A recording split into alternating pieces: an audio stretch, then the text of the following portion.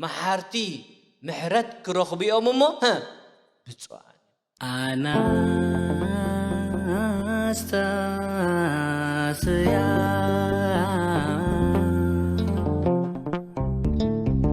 بسم الله وولد ومنفس قدوس أحدو أملاك سدرا እግዚአብሔር አምላኽና ዝፈትወኩምን ዘፍቅረኩምን ብናይ ዘለዓለም ፍቕሩ ንናይ ዘለዓለም ህይወት ተጸዋዕኹም ደቂ ዓዶም ንቅዱሳን ከመይ ቀኒኹም ከመይ ሓዲርኩም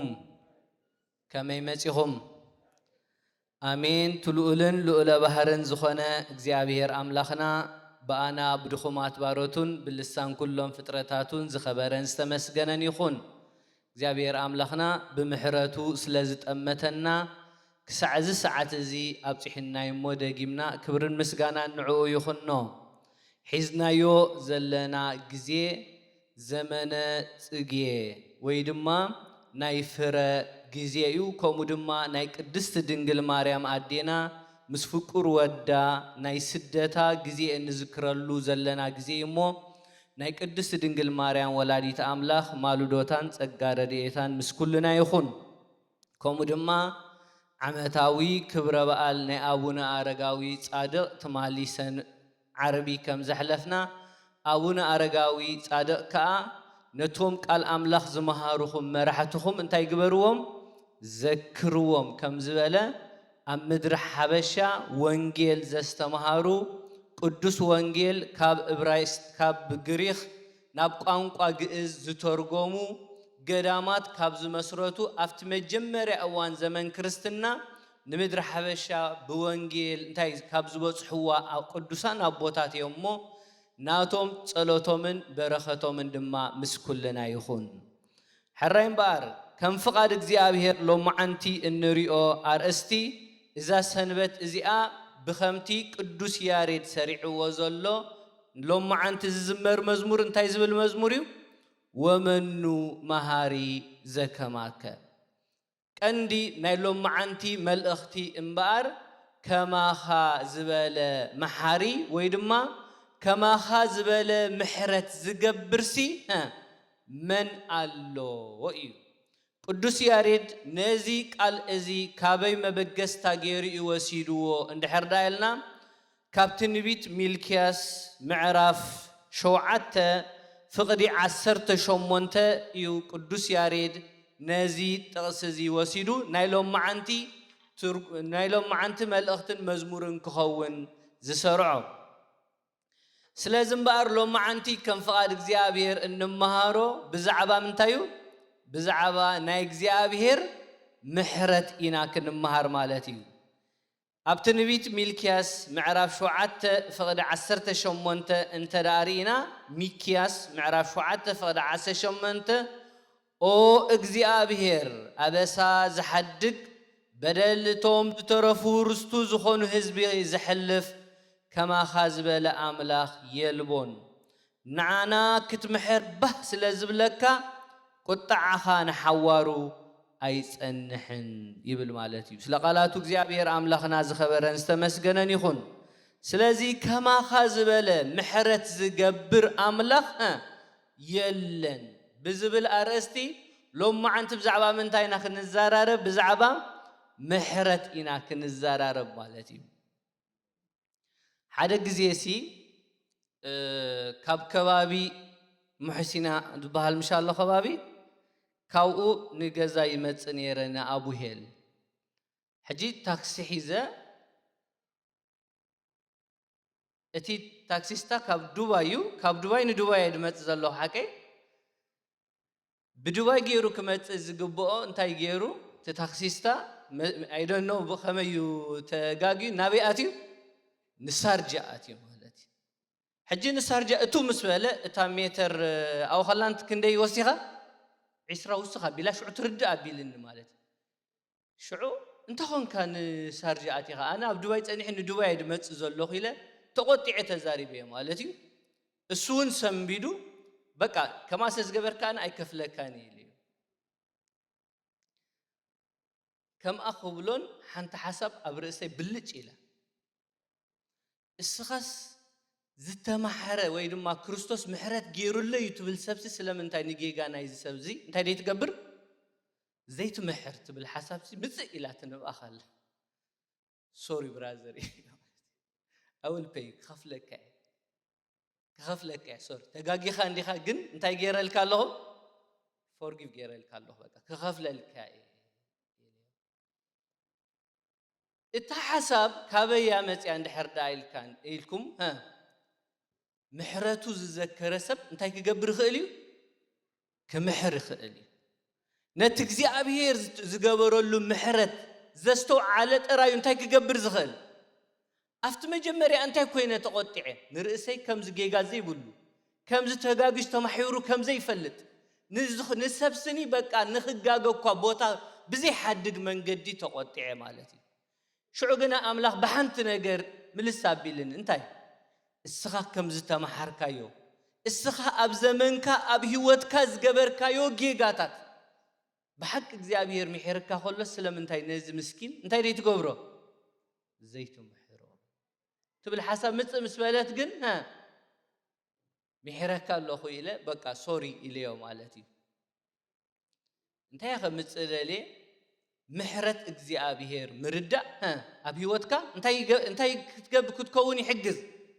መሐሪ ክትከውን ይሕግዝ ማለት እዩ መጀመርያ ግና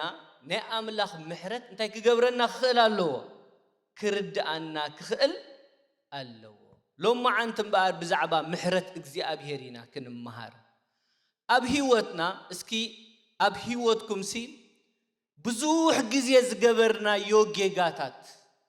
ግና ኣምላኽ ዘየቃልዓና ኣምላኽ ዘየጋለጸና ጌጋታት እስኪ ነስተንትን ብሓቂ እግዚአብሔርሲ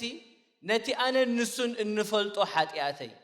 ነቲ ኣነ ንሱን ዝፈልጦ በደለይ ኣብዚ እንተዘቃልዖስ ኣብ ቅድሚኹም ደው ምበልኩ ዶ ኣቶም ስድራና እግዚአብሔር ነቲ ንስኽን ንሱን ጥራይ ዝፈልጦ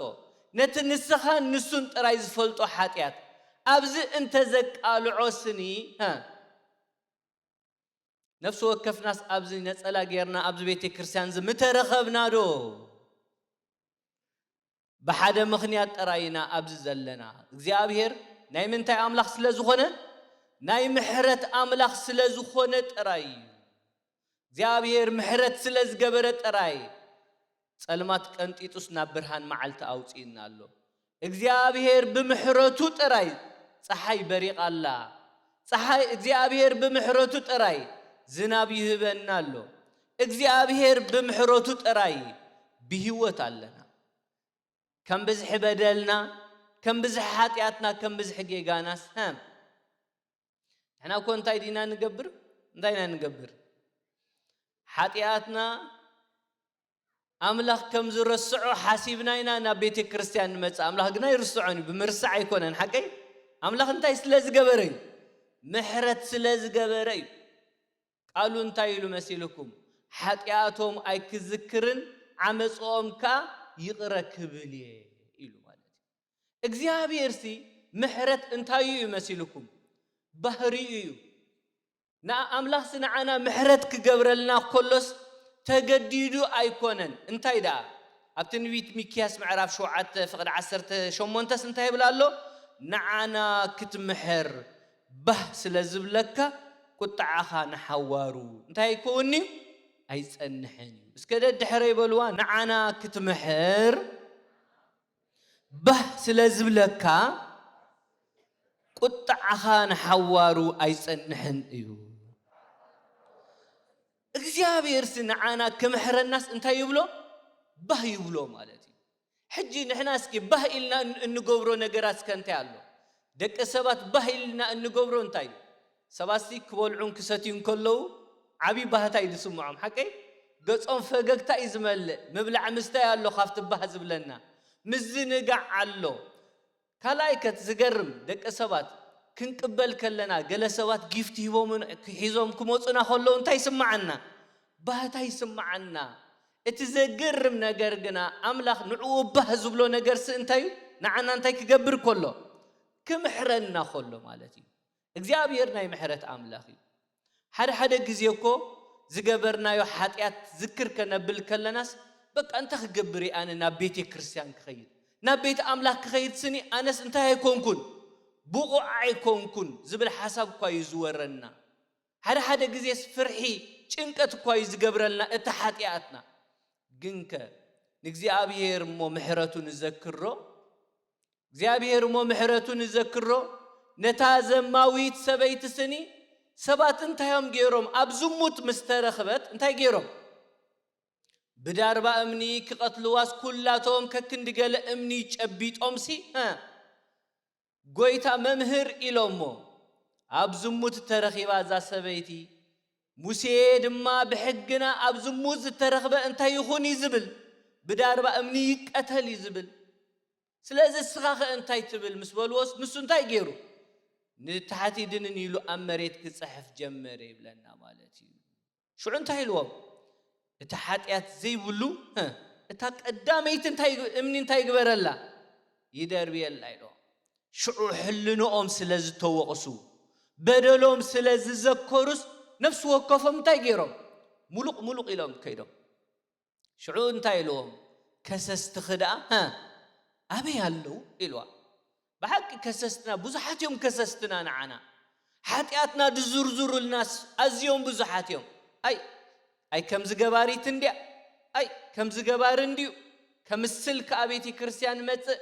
ከምስል ከኣ ነፀላ ይኽደን ዝብሉና መወዳእታ የብሎምን እኮ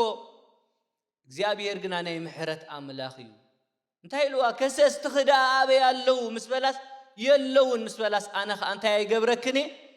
ኣይከሰክኔ ምኽንያቱ ኣቦ ንወዱ ናብ ዓለም ዝለኣኾ ነዚ ዓለም እዚኣ ክኹንና ኢሉ ዘይኮነስ ዓለም ብኡ ምእንቲ እንታይ ክትገብር እዩ ክድሕን እዩ ነይሩ ስለዚ ጓለየ ሓጢያትኪ ተሓዲግል ክሎ ብሰላም ኪዲ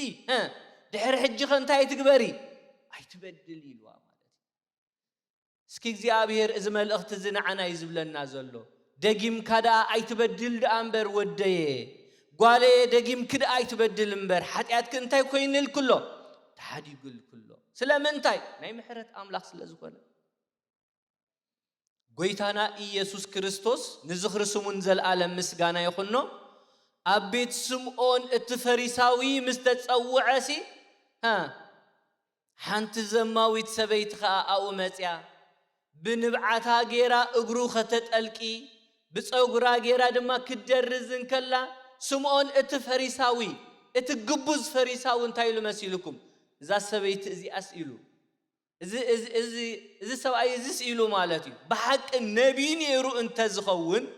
እዛ ትትንክፎ ዘላ መን ምዃና ምፈለጣ ነይሩ ኢሉስ ብምንታይ እዩ ሓሰበ ብሕልኑ እንታይ ገበረ ሓሰበ ይብለና እዚ ነቢይ ነይሩ እንተዝኸውንሲ እዛ ትትንክፎ ዘላስ መን ምዃና እንታይ ምገበረ ምፈለጠ ጎይታና ኢየሱስ ክርስቶስ ግና እንታይ ኢሉ ስምዖን ኢልዎ መን ምዃና እንታይ ገይረ ኣለኹ ፈሊጥ ኣለኹ ናብ ቤትካ ኣትየ ንእግረይ ማይ ኣይሃብካንን ንሳ ግና ብንብዓታ ጌራ እጋረይ እንታይ ትገብር ኣላ ተጠልቂ ኣላ ንስኻ ንዓይ ሽጎማኖ ወይ ጨርቂ ኣይሃብካንን ንሳ ግና ብፀጉራ ጌራ ንእግረይ እንታይ ትገብር ኣላ ተንቅጽ ኣላ ኢልዋ እቲ ታሪኽ ከይነውሓና እታ መእሰሪ ሽዑ እንታይ ነይራ እቲ ብዙሕ ዝተሓድገሉ እንታይ ይገብር ብዙሕ የፍቅር ብዙሕ ዝተሓድገሉ ብዙሕ የፍቅር ብዙሕ ዘፍቅር ከዓ ብዙሕ ይሕደገሉ እቲ ዘገርም ኣብታ ታሪኽ ነዛ ታሪኽ እዚኣ ክዝክር ከለኹ ሓንቲ ተገርመኒ ነገርሲ ስምዖን ስኒ እዚ ኩሉ ኣብሊዑ እዚ ኩሉ ኣስትዩሲ እቲ ታዘማዊት ሰበይቲ ዝረኸበቶ ጸጋ ኣይረኸበን ምልስቲሉ ጎይታስ ናብታ ዘማዊት ሰበይቲ እንታይ ኢልዋ መሲልኩም ጓሌ ሓጢያትኪ ተሓዲግል ክሎ ብሰላም ኪዲ ኢልዋ ማለት ክብርና ኣምላኽና ይኹን ብሰላም ኪዲ ክልተ ነገር ረቢሓ ኸይዳ እዛ ዘማዊት ሰበይቲ እንታይ ቀዳማይ ሓጢያትኪ እንታይ ኮይኑሎ ተሓዲግል ክሎ ኢልዋ ብምንታይ በየናይ ዋጋ ብኸምኡ ኣምላኽ ክምሕረና እንታይ ስለ ዝብሎ ባህ ስለ ዝብሎ كمحر الناس بهتا سلزهبو بقى حاتيات كي تحديقل كله بسلام كأكيد يلوا كل التنجر تحدي حدقت حاتيات تحدغ سلام مشتي أملاخ ندك سبات زجبرو اتزعابي مجلتي محرته انتايو حدا ودو قويتانا يسوس كريستوس منتانا أمسك الكسعمومات انتاي سلزجبرناي سلزفكرناي مالت نتحاد ودوس كساب أمسك المومات انتاي جيرونا أفكيرونا مالتي كم حرنا انتاي سلزبلو به سلزبلو بك بهريو أملاخنا يمحرت أملاخي لو ما عنتس أبزاو قبائي زي أحنت ملغ تحسكم كتكادو دس بلني أملاخنا يمنتاي أملاخي سكبولو أملاخنا سكبولو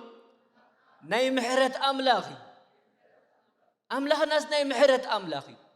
እግዚአብሔር በቃ ናይ ምሕረት አምላኽ ከመሕረና አንተ ይብሎ ባህብሎ ማንም ገዲዱ ወይኮነን ግን ባህሪኡ እንታዩ መሐሪ አምላኽና ናይ ምሕረት አምላኽ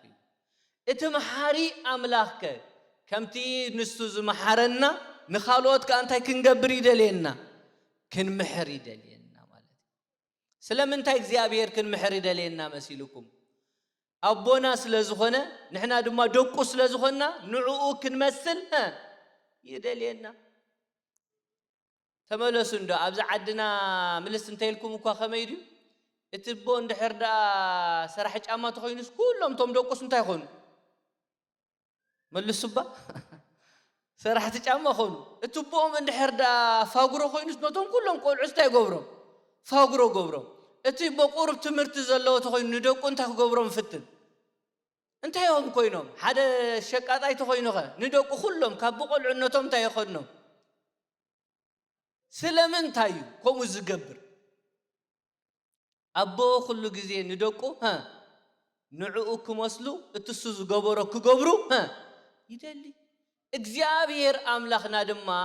ንዑ ክንመስል ይደልየና ከምቲ አነ ቅዱስ ኾንኩ ንስኻትኩም ከአንታይ ቅዱሳን ኩኑ ከምቲ አነ መሐሪ ዝኾንኩ ንስኻትኩም ምሕረት ግበሩ ይብል ማለት እዩ ምሕረት ክንገብር ንሱ ምሕሩና ምሕረት ስለዝገበረልና ኢና ኣብዚ ዘለና ስድራና ምሕረት ስለዝገበረልና መን እዩ ዘይተመሐረ ኣብዚ ምሕረት ከምዝ ተገብረሉ ዘይሐስብ ኣብዝስ መን እዩ إذا استنفاسنا وكان أوتيا إذا دويلنا نخدا زلنا هيوت وكون أوتيا اتندك سو عرات اتنساتيو ماي اتنبلعو مجبو كون أوتيو توم هيبنا زلوا ولود كابو يوم كابو زي تقبلنا ونجر كأنت يالله نه أملاخ محرت لازم زحلنا تراينا كو دويلنا نخيد زلنا كبرون عو يخنو أما خدا توم محرتس اتوم زتا محروس انت كنكون يقبأنا مالدي محرت كنقبر نتز تقبل كايو انت هتقبر زلكا زرقحو يزلكا حدا علالك على لكم حدا قزي اب كلتا شحن شعتن ممهر نير ابساوا حجي صرف خادي خدا تعللنا خيتولو نمبر صرف هي على لكم حجي حنت تمهاريت أبجزي فتناك تقدح نيرة حجي أنا خا ممر كوينا أطلقه ممر يخون دلنا حكي أو قشي خون كون دخون مش حجي أنت تقبر نيرة تقدح نيرة أنا خا زيا كابسنا مقبر أنت وتعيله حيزة يحزا مالتي حجي ما تياتا قول تلمنن مالتي بجاها تملن أدن جيت كن اللخي جن كابت حد جيت انتي كجبر أكلني وتصاي كلني مسوال كواس انتي لا تعرف هات النمسيلك بقدمكو محرت زي تجبروا لكم محرت هاي جبرني لا حجي دحاني تناتا تعرف تقبيله يو جن اتقالا جن انتي نيرو اتقالا جن انتي نيرو بالطعم عبيك قال نيرو هاي لك قال لك محرت تجبروا لي انت يدقبر محرت تجبر لك محرت كم زت تجبروا له زت ردأ انت يكجبر زخل محرت تجبر زخل كابت زي بالك كابت زيتو وهبكاس انت يتجبرني خا ኣይትህብን ኢኻ ከምዚ ሓንቲ ሰበይቲ ስታይ ጌራ መሲልኩም ምስ ሰብኣያ ዝነበራ ዝምድና ጽቡቕ ኣይነበረን ሕጂ ሓደ መዓልቲ ናብቲ ኣበ ነፍሳ መጽያ ስታይላቶም በጀኹም ኣቦ ድሕሪ ሕጂ ኣነ እንታይ ኮይንኒዩ ተወዲእኒ ኢላቶም እንታይ ኮይንክ ኢሎም በቃ ክንደይ ሰዓት ክምሕር ኣነ እንታይ ኮይንኒዩ ተወዲእኒ ኦይ ብቆዶም ካበይ ኣምፂ ኸዲ ክትምሕር ነርኪ ካፍቲ ናትክ ተኾይኑ ክሳብ ሕጂ እኳ ጸኒሑ ካበይ ኣምፂ ኸመሓር ኢሎም ካፍቲ ኣምላኽ ዝሃበክ ምሕረት ኣምፂኺ እንታይ ግበርዮ መሓር ብመጠን እቲ እግዚአብሔር ዝመሓረክስ እንታይ ግበርዮ መሓር بمتن تجزئ محرت زجبرلكس محرت جبرل مالتي نحنا بمتن تزتمحرنا يو بمتن اتمحرت أملاخ زتردأنا إنا نخالوت انتي نجبر إن محر مالتي زيابير أملاخنا خا انتي يبلنا له كامس وقتس لو ما عنت تستنبأ سمعهم وديهم تاني را وانجيل ماتيوس معرف عسى شمونت سكبلوا كامس وقتي كامس وقتي محرت افتو كامس وقتن العلس انتي فتو بلا لو زيابير محرت فتو بك كامس وقتن العلس محرت يزفتو السو كامس وقتن العلي محرت يزفتو يبلنا له مسواتي كنقرب له كنقواي ديكونه نعم لاخت ازياء كقرب له ازياء كوتفلو ازياء كوسخلو كنبلك زي كونس مجمريا نحنا محرت كنقبر يدلينا مالتي قالوا كم زيبل نسب بدلهم انت حدكم لهم ناخذكم دما سماوي ابوهم كحد قولكم نسب بدلهم انت زي حدكم لهم جنا ناخذكم دما ابوهم اي كحد قولكم نسب بدلون انت حد حد كالو املاح كانت هي قبرلك حد قالك نسب بدلو تزي حد كالو جنا املاح بدلك حد قالك مو انت هي حيش ولا بنقدن دون رأيه حكي ولا بنقدن دون رأيه اين يخسبنا بدلنا دو يبز حكي سلازنتاي نزبدلونا يقرا ابز نبلو اوان سني املاح كان عنا انت يقبرلنا يقرا يبللنا يمو محارتي محرت كرخبي اممو بتصوان لو ما انت اتملختي بزعبا من تاي يزللنا بزعبا محرتي يزلمو اب مزمور 103 انبيبه ودئه اذا مزمور زيا ابزا سومون زيا اب صلوتكم ذكروا እግዚአብሔር ንኹሉ ኃጢአትና ምሕረት ክገብረልና ካላይከ ነቶም ዝበደሉና ምሕረት ምእንቲ ክንገብር ንልብና ከቅልሎ በቃ ኮፍክሶ ነቲ ከቢዱ ዘሎ ልብና ነቲ ተቀይሙ ዘሎ ልብና ነቲ በቃ ከም እምኒ ከውሕ ኮይኑ ዘሎ ልብና አፍኪሱስ ምሕረትን ፍቅርን ክንገብር ክረዳአና ብጸሎት ኩልና ክንዝክር ምእንቲ መዝሙር 103 ኣብ ጸሎትኩም ተጣውሙላ እግዚአብሔር የፍቅረና እዩ ይዝብል አርእስቲ ኦ እግዚአብሔር እመስግነካለሁ ኩልንተናይ ንቅዱስ ስምካ የመስግናለሁ ኦ እግዚአብሔር እመስግነካለሁ ነቲ ዝተገብረለይ ኩሉ ሰናይካ አይርስዖኒ ንስኻ ንኹሉ አበሳይ ተሓድገለይ ንኹሉ ሕማመይ ትፍውስ ንህይወተይ ካብ ጥፍኣት ትብጀዋ بزل علماوي محرتن رهراهين تخللني نسخا نهوتي بتصبق نجر تسقبا أنا خا كم نسري تحديثة دلدل كوين انبر እግዚአብሔር نخلهم طقعات بغن عنا يفردهم فتح دما يوصالهم مدبو نموسي زدنق قبرتاتو ندك اسرائيل افلته እግዚአብሔር روحن محرنيو نخورا دونغاي بمحرت دما ملوئ مجنحتو نجزيو نزل عالم كا أيك يمني كمتن حاتياتنا أيكس عناني كمتن أبسانا دما أي فديناني سماي كم مدري لعل كم زبل كمو محرتو قبل علتهم زفر هو عبيو مبراء كم معراب كم زرحق كمو دما أبسانا كبانا أرحقو كمتي ولادي نولدو زرهرها اللهم كمو እግዚአብሔር ንዝፈር ህዎ ይረህራሐሎም ከም ምንታይ ከም ዝተፈጠርና ይፈልጥ እዩ ሓመድ ሙኻና ይዝክር እዩ هيوت ود سبسي كم سعريو كم عمبابا مرور يعنبب كشعو نفاس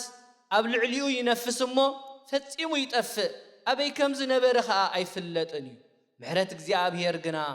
አብቶም ዝፈርህዎ አብቶም ዘልዓለም ንዘልዓለም አብቶም ዝፈርህዎ